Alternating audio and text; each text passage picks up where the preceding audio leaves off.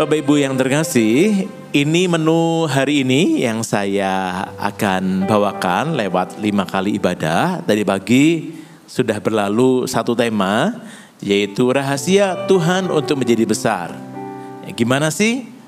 Kalau Tuhan, rahasia Tuhan itu apa? Sementara kalau dunia berkata bahwa kalau engkau ingin jadi pemimpin yang besar, karena tema bulanan kita November ini adalah membangkitkan atau melahirkan pemimpin-pemimpin yang besar.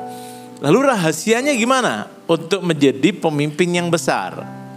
Apa yang dunia mungkin ajarkan berbeda dengan apa yang Tuhan ajarkan. Tuhan berkata bahwa kalau engkau ingin jadi yang terbesar, hendaklah engkau menjadi yang paling muda, yang paling kecil dikatakan, yang paling muda, yang hendaklah engkau jangan merasa bahwa engkau bisa hebat. Engkau mampu, justru engkau harus menjadi yang paling muda, yang merasa engkau yang paling junior, yang masih perlu belajar banyak, tidak sombong gitu ya. Dan pemimpin yang menjadi pelayan, pemimpin yang berhati pelayan, itu yang Tuhan ajarkan. Karena problem atau kerinduan untuk menjadi besar itu bukan hanya penyakit sosial di masa sekarang, tapi itu juga sudah ada sejak zaman dulu. Bahkan murid-murid Yesus pun bertengkar. Siapa murid yang terbesar? Ingat ya Bapak Ibu cerita itu ya. Nah Tuhan mengajarkan prinsip kebenaran lewat firman Tuhan yang tadi pagi saya bagikan. Lalu ibadah umum yang kedua sekarang ini dan yang ketiga nanti saya akan bicara soal pemimpin yang memiliki visi. Nanti saya akan jelaskan. Lalu ibadah yang keempat, pemimpin yang tidak egois. Nah ada seorang raja namanya Hizkia. Dia mengalami mujizat Tuhan dan dia disertai Tuhan. Namun di akhir-akhir pemerintahannya justru dia menjadi tinggi hati dan sombong. Sehingga ketika ada kunjungan orang-orang dari Babel datang dan dia menunjukkan semuanya. Karena dia ingin memamerkan dan ingin menunjukkan profilnya dia. Kemudian Tuhan menegur Hizkia lewat nabinya bahwa apa yang kau perlihatkan semuanya itu akan diambil oleh bangsa itu. Bahkan anak-anakmu nanti akan jadi gini. Hizkia tuh ngomong gini, asal ada damai dan keamanan seumur hidupku gak apa-apa. Dia gak peduli akan nasib anaknya dan keturunannya. Dia pemimpin yang egois yang hanya mikirin dirinya sendiri. Asal selama aku hidup, aku ada damai dan sejahtera. Dan aku berlimpah dengan semuanya gak apa-apa. Nanti urusan nanti itu biar anakku dan cucuku mikirnya kemudian. Dia pemimpin yang egois gitu ya. Lalu yang terakhir, pekerjaan yang terpenting di bumi ini, di dunia ini. Apa itu? Menurut saya, menjadi seorang ayah itu posisi atau peran yang tidak mudah, yang challenging, yang menakutkan. Tidak ada sekolah, tidak ada kuliah tentang perayahan. Paling toh ada itu soal parenting seminar. Ya. Kalau Anda ingin jadi manajer, ada kuliahnya, ya kan, tentang manajemen dan sebagainya. Anda ingin menjadi ahli hukum, ada kuliahnya. Tapi menjadi seorang ayah belum ada. Ya, kita belajar sambil jalani peran kita. Loh kalau saya bukan ayah gimana? Mungkin ada ibu yang single parents di sini. Atau ibu Anda adalah pendamping buat suamimu. Anda bisa menolong suami Anda. Atau Anda mungkin sendirian membesarkan anak-anak Anda single parents. Gimana nanti? Ya, lalu bagaimana menjadi seorang anak yang baik di keluarga? Kurang lebih nanti itu sepanjang hari ini apa yang saya ingin bagikan. Untuk yang ibadah 2 ini tentang pemimpin yang memiliki visi part 1, ya ada 3 poin yang nanti saya akan bagikan di ibadah ini. 3 poin yang berikutnya akan menyusul di ibadah yang ketiga nanti. Nah Bapak Ibu, suatu hari sebelum Disneyland yang besar, yang lebih besar jadi Disneyland itu sudah ada dulu sebuah kota. Kali ini Disneyland akan membangun di sebuah kota negara bagian lain di Amerika yang lebih besar. Nah, sebelum Disneyland yang lebih besar ini jadi, pemilik sekaligus penggagas yang punya visi namanya Walt Disney meninggal dunia karena kanker paru-paru atau tumor. Di hari peresmian Disneyland yang lebih besar ini, ada seorang yang berkata kepada istri Walt Disney. Orang itu bilang, seandainya Tuan Walt ada di sini dan melihat semua ini sekarang ya, Tapi istri Walt Disney berkata demikian, kamu keliru. Justru dia sudah melihat semua ini sebelumnya. Bahkan sebelum seorang pun melihat. Karena dia yang punya mimpi, dia yang punya visi. Betul ya? Justru ini ada karena dia melihat sebelumnya. Ketika seorang pun belum melihatnya. Nah Bapak Ibu, ide atau visi ya itu ada di pikiran dan hatinya Walt Disney. Namun manusia itu terbatas. Umur terbatas, tidak ada seorang pun tahu. Perlu orang lain. Seringkali perlu orang lain untuk mewujudkannya. Boleh munculin slide-nya. Ya, slide pertama. Ada sebuah quote dari George Barna. George Barna ini seorang ahli leadership. Dia seorang yang banyak nulis buku tentang visi dan sebagainya. Ada seorang anak Tuhan yang cinta Tuhan. Dia berkata demikian. Visi dari Tuhan itu melampaui kapasitas satu orang. Pemimpin perlu menghimpun orang-orang yang menangkap visi, mempunyai pikiran dan perasaan yang sama untuk memadukan kemampuan-kemampuan mereka guna mewujud nyatakan visi tersebut. Ya, George Barna bilang dalam bahasa sederhananya, seorang pemimpin itu visi dari Tuhan itu melampaui kapasitas satu orang seringkali. Dan pemimpin itu ada, ya Tuhan pakai untuk menghimpun orang-orang, ya, pengikut-pengikutnya atau bawahannya atau rekannya, partnernya untuk punya pikiran dan nilai atau visi yang sama. Memadukan kemampuan-kemampuan mereka, beda-beda kemampuannya, guna bersinergi mewujud nyatakan visi tersebut. Nah, Bapak Ibu jemaat yang terkasih, kenapa kok visi dari Tuhan itu melampaui kapasitas satu orang? Karena visi atau mimpi dari Tuhan itu besar. Kita butuh orang lain untuk mewujud nyatakannya. Amin. Bahkan bisa jadi kalau Bapak Ibu ada di gereja ini Anda tahu visi gereja kita adalah gereja sel yang apostolik dan profetik dan punya kerinduan, punya misi, yaitu pada tahun 2030 nanti kita ingin mendirikan 300 gereja lokal. Sekarang sudah ada kurang lebih 100 lebih. Ya. Lalu nanti pada akhirnya kita akan, ini visi jangka panjangnya, misi jangka panjang yaitu ingin mendirikan 1000 gereja lokal yang kuat dengan 1 juta murid Kristus. Kalau mungkin ada sebagian dari Anda yang baru bergabung di GMS, mungkin ataukah ada di antara Anda juga yang mungkin merasa, kenapa sih GMS kok ingin mendirikan gereja sendiri seperti ingin mendirikan kerajaannya di Indonesia atau bahkan sekarang di luar negeri juga?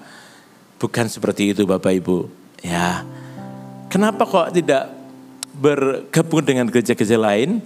Gereja kita juga bekerja sama dengan PGLII, gereja-gereja yang di bawah naungan Persekutuan Gereja-Gereja dan Lembaga-Lembaga Injil Indonesia. Kita bersinergi juga dengan mereka. Tapi kenapa kok kita ada merintis di kota-kota provinsi, kota-kota kabupaten bahkan. Kenapa kok kita ada di sana? Di Sumatera, Kalimantan, Sulawesi, Papua, Kepulauan Timur dan sebagainya. Kenapa?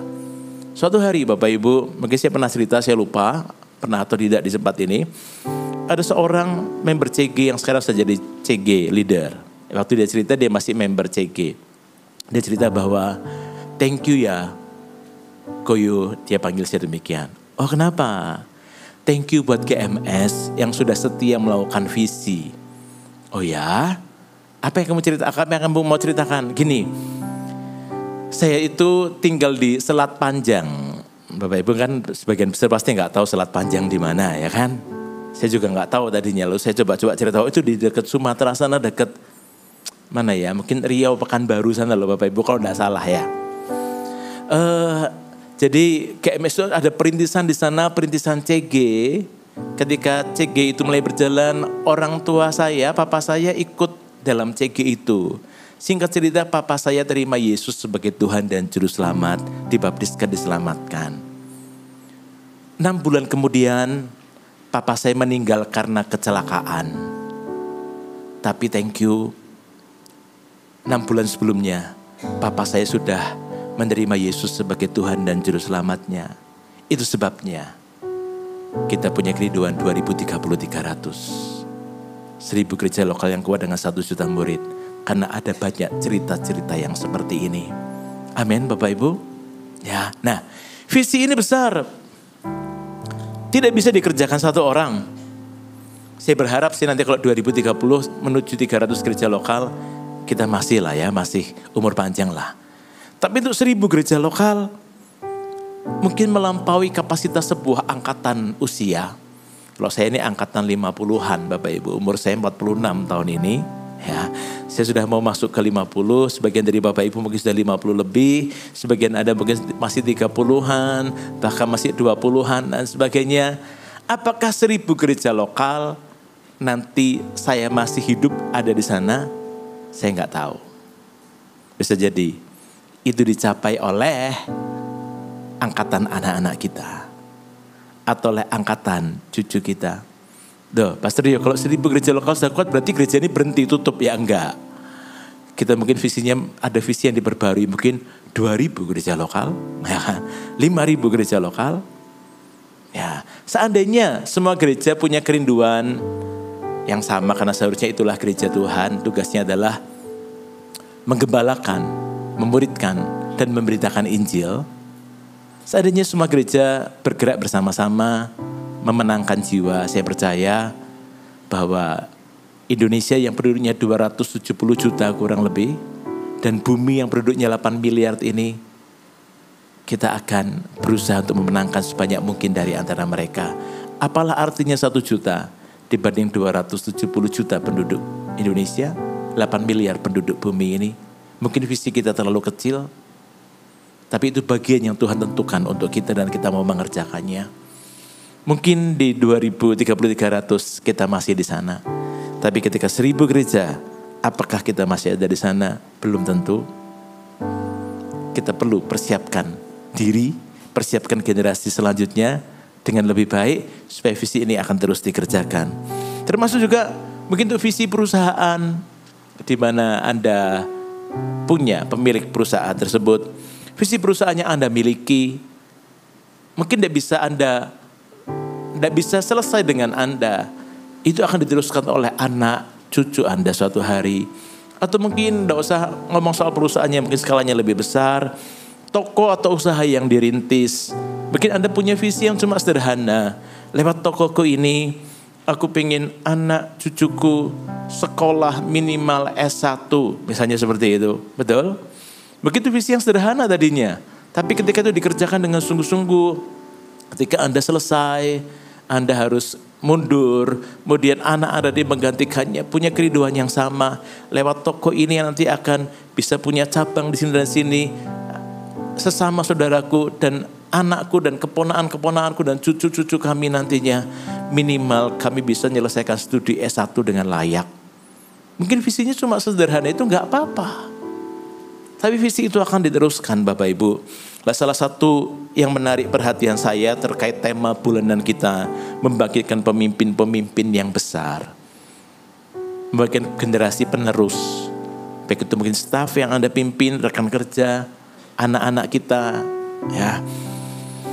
Terkait dengan tema bulanan ini saya teringat dengan kisah tentang Musa dan Yosua. Musa ini adalah pemimpin yang hebat. Sangat hebat menurut saya, luar biasa. Dan Yosua ini sebagai hambanya Musa. Menurut sejarah diperkirakan kakeknya Yosua itu seangkatan atau sebaya dengan Musa. Jadi Yosua itu kayak generasi cucu lah. Generasi anak atau cucu bahkan. Itu kurang lebih rentang usianya antara Musa dengan Yosua. Nah, Musa menangkap visi dari Tuhan untuk menjadi pembebas bagi bangsa Israel. Kita tahu ceritanya. Membebaskan mereka dari perbudakan Mesir dan membawa mereka masuk ke tanah perjanjian. Dalam perjalanannya ada ungkapan yang berkata, butuh 1 malam mengeluarkan bangsa Israel dari Mesir. Namun butuh 40 tahun untuk mengeluarkan Mesir dari hatinya bangsa Israel. Kita tahu betapa mereka sering menggerutu, betapa mereka sering berdosa, meragukan Tuhan, mau mengkudeta Musa dan sebagainya, berbagai macam hal-hal yang menyakitkan hati Tuhan itu bangsa Israel lakukan selama di padang gurun. Untuk mengeluarkan Mesir dari hatinya bangsa Israel, ternyata butuh waktu 40 tahun dan satu generasi mati kecuali Yosua dan Kaleb di padang gurun. Ya, kita mengetahui bagaimana kisah tentang mereka, ya. Dan ketika Tuhan menyuruh Musa ketika suatu hari di Meriba, bangsa Israel kembali merengek-rengek tentang tidak ada air, dan Tuhan menyuruh untuk Musa mengatakan kepada bukit batu untuk mengeluarkan air. Tapi Musa memukul bukit batu dengan tongkatnya sebanyak 2 kali lagi. Bukan cuma ngomong, padahal Tuhan nyuruhnya cuma perkatakan. Tapi Musa malah pukul, dan pukulnya bukan cuma sekali, 2 kali. Karena Musa marah gitu ya, kesel gitu. Musa pun manusia biasa. Dan kemudian Tuhan membuat keputusan untuk tidak mengizinkan Musa masuk tanah Kanaan. Dia hanya melihat Kanaan dari jauh sebelum dia meninggal. Ya, Bapak Ibu ingat cerita itu? Ya. Nah, di akhir-akhir hidupnya Musa berkata demikian. Ulangan 31 ayat yang kedua. Ulangan 31 ayat 2. Ini ayat yang akan kita banyak bicarakan hari ini. Berkatalah ia kepada mereka. Musa ya, ini berkata pada bangsa Israel. Ada Yosua di dalamnya. Aku sekarang berumur 120 tahun. Aku tidak dapat giat lagi. Dan Tuhan telah berfirman kepadaku, sungai Yordan ini tidak akan kau seberangi. Dari ayat di atas, kita belajar dari Musa, seorang pemimpin yang luar biasa. Yang pertama, pemimpin yang memiliki visi. Dia bukan hidup bagi dirinya sendiri, dia memiliki visi ke depan. Dari ayat tersebut, yang pertama kita belajar, jadilah orang tua atau pemimpin yang mengenali, yang mengetahui musim kehidupan kita, yang tahu keterbatasan kita. Jadilah orang tua atau pemimpin yang mengenali musim kehidupan kita. Mengenali diri sendiri, mengenali keterbatasannya, mengerti musim dan waktu. Seperti Musa bilang, aku sekarang berumur 120 tahun. Aku tidak dapat giat lagi. Sekali lagi, Musa pemimpin yang luar biasa. 10 tulah terjadi di Mesir, itu sangat fenomenal. Itu diakui oleh sejarah. Mujizat-mujizat yang dinyatakan Tuhan melalui kepemimpinannya selama di padang gurun juga. Musa adalah pemimpin yang hebat dan rajin. Namun dia pernah terjebak menjadi pemimpin yang one man show, yang mengerjakan semuanya sendiri. Ketika Yitro mertuanya mengunjungi Musa, Yitro melihat ini gak baik Musa kalau kamu lakukan gitu. Dari pagi sampai petang orang tuh antri di hadapannya untuk minta advice, minta counseling, minta keputusan. Dari pagi sampai sore gitu terus yang terjadi. Yitro melihat gak baik Musa, kalau kamu gini terus, angkatlah bagimu pemimpin atas 10 orang, atas 50 orang, atas 100 orang, atas 1000 orang. Ingat cerita itu? Nah, Musa pernah terjebak ketika dia masih muda, masih kekuatannya banyak. Dia pemimpin yang mengerjakan semuanya sendiri, one man show. Tapi kemudian atas saran Yitro itu Musa menurutinya. Nah, kenapa Yitro menyarankan itu? Angkatlah bagimu, bagi-bagi tugas. Angkatlah bagimu pemimpin atas 10, 50, 100, dan 1000. Karena kalau Musa itu one man show atau mengerjakan semuanya sendiri, pelan-pelan namun pasti, Musa pasti akan mengalami kering. Secara emosi dan roh dan juga secara fisik, dia pasti akan kecapean dan kelelahan.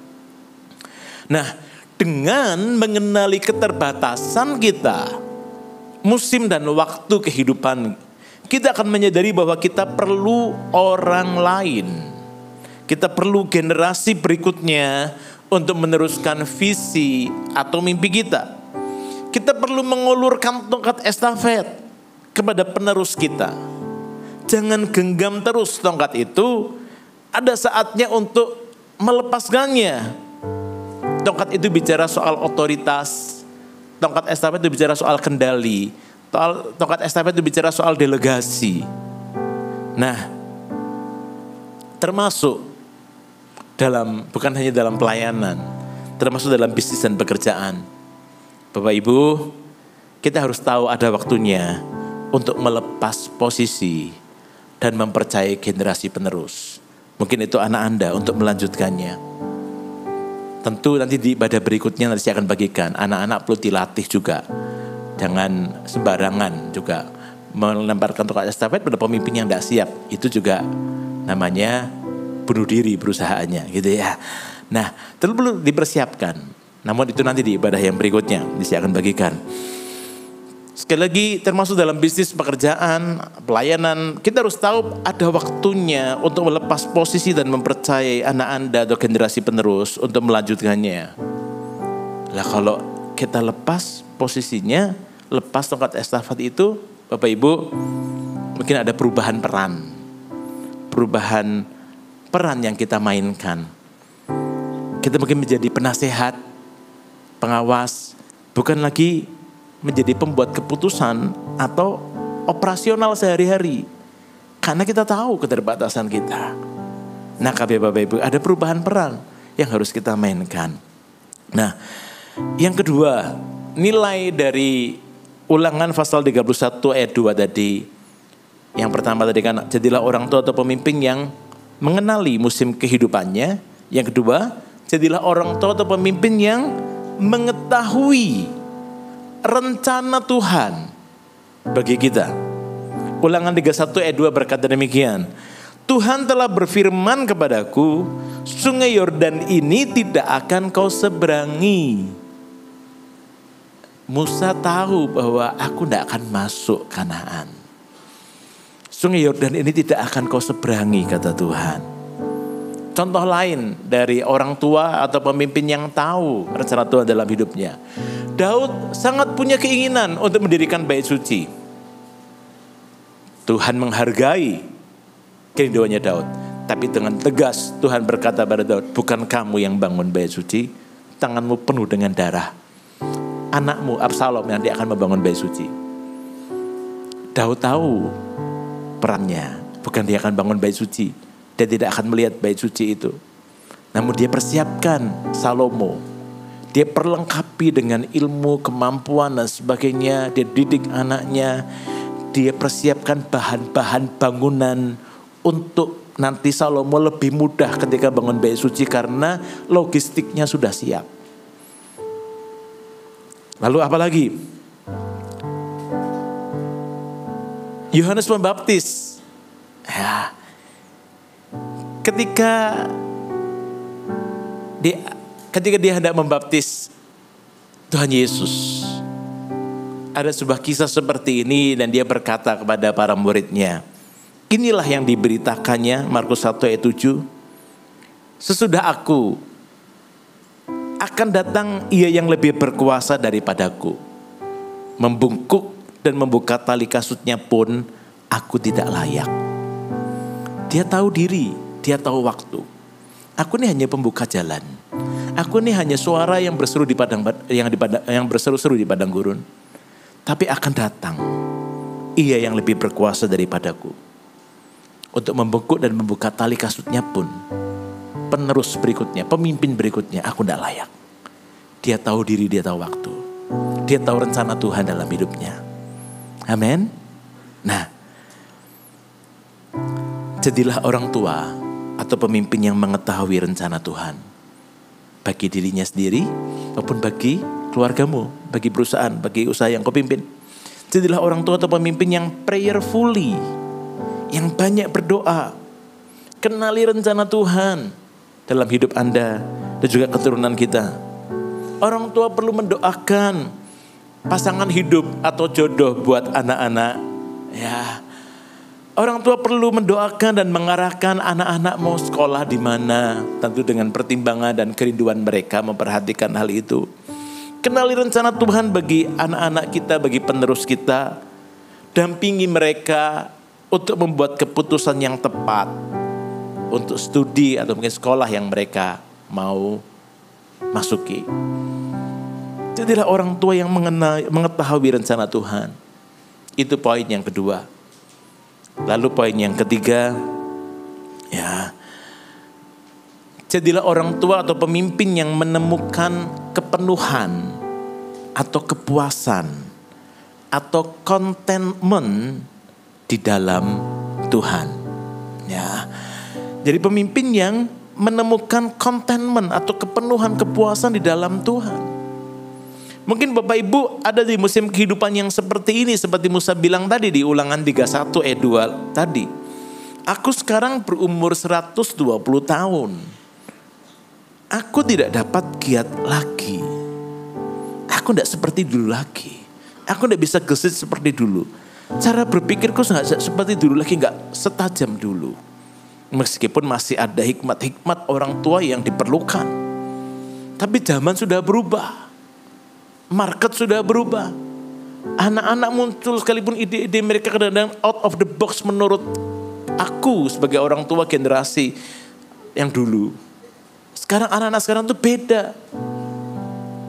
Nah Bapak Ibu yang dikasih Tuhan, kita lihat quote yang berikutnya. George Barna menulis demikian. Kita perlu memahami tentang kepemimpinan.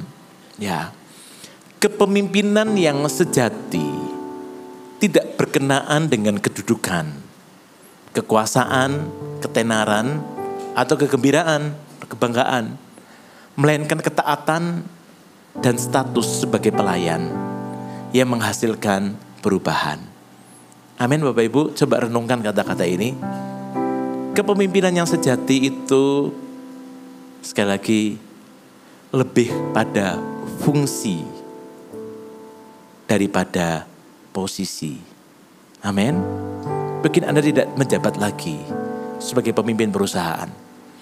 Mungkin Anda tidak menjabat lagi sebagai ketua apa atau apa. Namun ketika itu harus terjadi, selama Anda masih bisa berperan, berfungsi sekalipun tidak ada lagi posisi, Tuhan tetap bisa pakai Anda. Anda tetaplah seorang pemimpin yang luar biasa. Posisinya aja berubah, tapi Anda tetap punya peran dan fungsinya. Amin. Amin Bapak Ibu. Nah,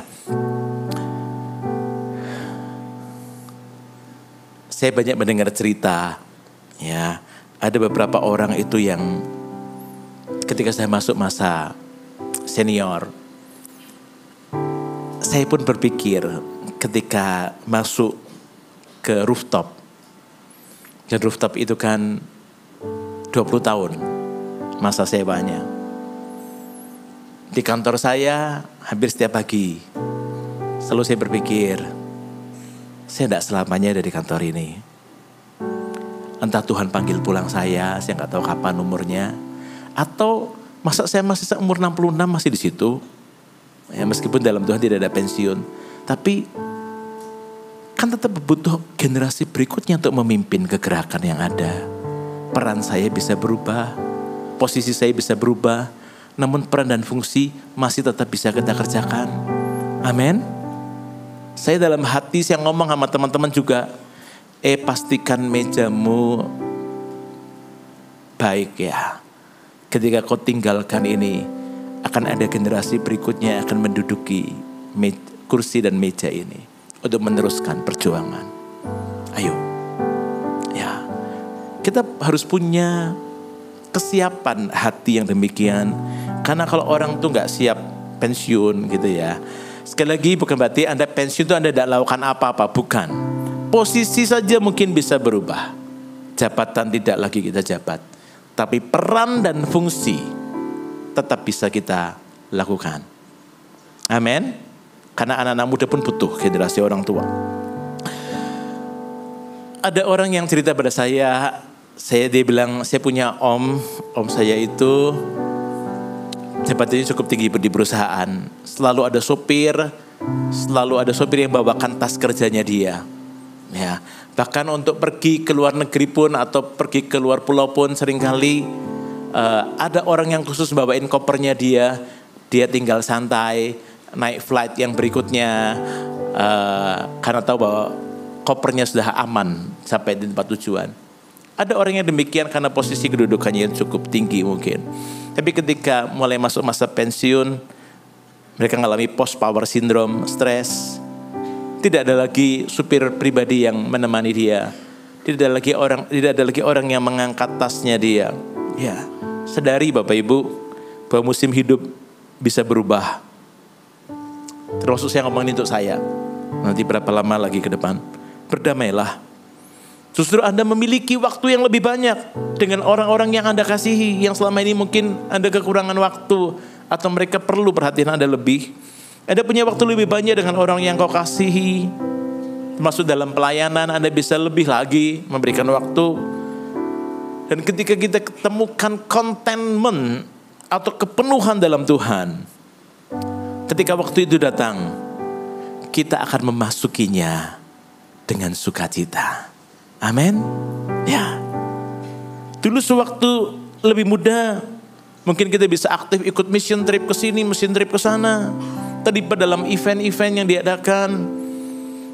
Mungkin di perusahaan juga Anda bisa lari sana, lari sini, ketemu dengan customer di luar kota, luar negeri dan sebagainya. Ketika usia bertambah, masuk usia senior, mungkin kita nggak bisa kemana-mana sendiri. Bahkan kita ikut jadwal anak, bahkan cucu kita. Ya kan, saya mau tanya, berapa dari antara Anda yang hadir orang tua di sini di kebaktian ini karena anakmu juga pelayanan di sini? Anda ngikuti jadwal anakmu. Ya kalau anak saya ibadahnya jam 2 pelayanannya ya saya ikut Pak. Kalau anak saya pas di rolling jadwal pelayanannya di rooftop ya saya ikut ibadah di sana. Ada yang demikian? Angkat tangan Anda. Ya, saya lihat ada. Ya kalau kadang-kadang habis ibadah gitu selesai banyak orang sudah pulang. Ada om dan tante duduk di lobi. Saya tanya, tante kok belum pulang, nunggu siapa? Oh nunggu anak. Loh anak kemana? Nggak tahu tuh anak lagi habis pelayanan katanya mau ada evaluasi dulu. Oh iya tante. Ya. Jadi kemana-mana akhirnya ngikut jadwalnya anak atau cucunya. Ya. Musim itu mungkin akan datang. Bergembiralah, bersyukurlah. Ya, sebab anak Bapak Ibu melayani, tetap ada bagian yang bisa kita lakukan. Doanya Bapak Ibu bisa menjagai anak-anak Anda, bisa menjagai kami. Tetap ada bagian yang bisa kita lakukan. Ya, pernah terjadi sebuah kebangunan rohani di kepulauan namanya Hebrides di Skotlandia tahun 1900-an awal. Kebangunan rohani yang menyapu seluruh pulau, bahkan orang-orang tanpa diinjili bertobat di pinggir jalan, kena lawatan Tuhan. Tidak dalam sebuah kebaktian ya Bapak Ibu. Ini luar biasa kebangunan rohani pernah jadi tahun 1900-an awal itu. Dimulai dari mana? Dimulai dari doa 2 orang oma-oma umur 82 dan 84 tahun. Yang tiap hari berdoa di sebuah gudang tua. Mereka berdoa cuma satu, mereka pengen kebangunan rohani terjadi. Kebangunan rohani terjadi. 2 oma ini tidak pernah kita tahu namanya siapa. Tapi berapapun usia kita, musim kehidupan bisa berubah. Tetap posisi kita mungkin tergantikan. Tapi peran dan fungsi kita masih bisa mengerjakannya. Amin. Kita masih bisa dipakai Tuhan menjadi alat yang luar biasa. Anak-anak muda butuh Anda, butuh teladan iman Anda juga. Ya, ketakutan orang tua seringkali ya. Kalau saya ketemu dengan orang tua, tersirat ketakutan para orang tua adalah ketika ditinggalkan, merasa ditinggalkan, dilupakan atau kesepian. Yang pasti Tuhan berjanji apa? Yesaya 46 ayat 3-4. Dengarkanlah aku, hai kaum keturunan Yakub. Hai semua orang yang masih tinggal dari keturunan Israel. Hai orang-orang yang kudukung sejak dari kandungan. Hai orang-orang yang kujunjung sejak dari rahim. Sampai masa tuamu, aku tetap dia. Dan sampai masa putih rambutmu, aku menggendong kamu. Aku telah melakukannya. Tuhan itu ngomong sejak lahir aku dukung engkau. Aku sudah melakukannya sejak engkau belum ada bahkan. Dan aku mau menanggung kamu terus. Aku mau menggendong kamu. Aku mau memikul kamu dan menyelamatkan kamu. Amin. Jangan khawatir. Kalau Tuhan berjanji, jangan pernah ragukan janjinya. Dia Allah yang setia. Bahkan di ayat yang lain dia berkata, sekalipun kita ini tidak setia, Allah tetap setia. Sebab dia tidak dapat menyangkal dirinya. Allah gak bisa menyangkali eksistensinya sebagai Allah yang setia. Amin Bapak Ibu. Ya, nah kembali ke cerita Musa tadi. Ya, tidak bisa melihat Kanaan, negeri yang Tuhan janjikan, tentu membuat Musa kecewa. Dia hanya diizinkan melihat dari jauh. Namun yang pasti, bukan karena tidak bisa menikmati negeri yang berlimpah susu dan madu yang membuatnya sedih. Namun, sempat mendukakan hati Tuhan. Itu yang lebih membuat Musa itu kecewa. Buat Musa, Tuhan adalah kepuasannya, kepenuhannya. Bukan Kanaan, susu dan madunya, bukan. Buktinya apa? Suatu hari, ini mundur ceritanya, bangsa Israel itu membuat patung anak lembu emas. Ingat cerita itu? Dan Tuhan marah sekali dan Tuhan berkata bahwa di Keluaran 33 ayat 2-3 dan ayat 15. Kisah ini saya bacakan buat Anda. Aku akan mengutus seorang malaikat berjalan di depanmu dan akan menghalau orang Kanaan, orang Amori, orang Het, orang Feris, orang Hewi dan orang Yebus, yakni ke suatu negeri yang berlimpah-limpah susu dan madu. Sebab aku tidak akan berjalan di tengah-tengahmu, karena engkau ini bangsa yang tegar tengkuk, supaya aku jangan membinasakan engkau di jalan. Lihat, Tuhan begitu marah habis peristiwa patung anak lembu emas. Tuhan berkata, aku tidak akan ada di tengah-tengahmu lagi. Aku akan utus malaikatku, asistenku. Tapi jangan khawatir, dia akan memimpin kamu untuk menghalau musuh-musuhmu, dan kamu akan masuk ke negeri yang berlimpah susu dan madu. Kalau negeri yang berlimpah susu dan madu menjadi tujuannya Musa, Musa puas, cukup puas dengan itu. Oke lah, bukan Tuhan tapi malaikatnya, oke lah. Yang penting aku bisa masuk ke negeri yang berlimpah susu dan madu.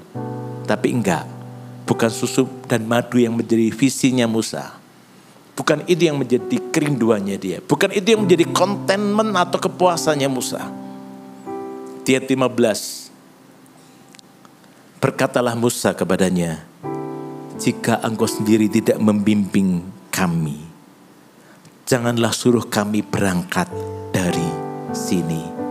Amin. Bapak Ibu, yang menjadi contentment atau kepuasan atau tujuannya Musa adalah karena engkau Tuhan, aku melakukan semuanya ini. Karena engkau aku berjalan sejauh ini. Kalau engkau tidak membimbing kami, jangan biarkan kami pergi dari sini. Lebih baik kami di padang gurun yang gersang, asal Tuhan bersama kami, daripada kami masuk ke negeri yang berlimpah susu dan madu, namun tidak ada engkau di sana. Amin Bapak Ibu. Bapak Ibu nangkap? Berarti betul, bukan susu dan madu yang menjadi tujuannya Musa. Tapi Tuhan itulah kepuasannya atau contentmentnya. Gak apa-apa Tuhan di padang gurun, asal ada Tuhan di tengah-tengah kami. Pribadi Tuhan yang menjadi kepuasan hati Musa. Jadi 3 poin yang saya ingin untuk Bapak Ibu bawa pulang hari ini. 3 poin yang selanjutnya nanti di ibadah 3. Kalau Bapak Ibu mau, ayo ikut lagi ibadah yang ketiga supaya Anda bisa mendapatkan poin-poinnya secara utuh. Yang pertama yaitu, jadilah pemimpin yang mengenali musim kehidupan. Yang kedua, jadilah pemimpin yang mengetahui rencana Tuhan. Jadilah pemimpin yang prayerfully, untuk kita tahu rencana Tuhan. Yang ketiga, jadilah pemimpin yang menemukan kepenuhan di dalam Tuhan atau kepuasan, contentment di dalam Tuhan. Amin. Mari kita berdiri bersama-sama.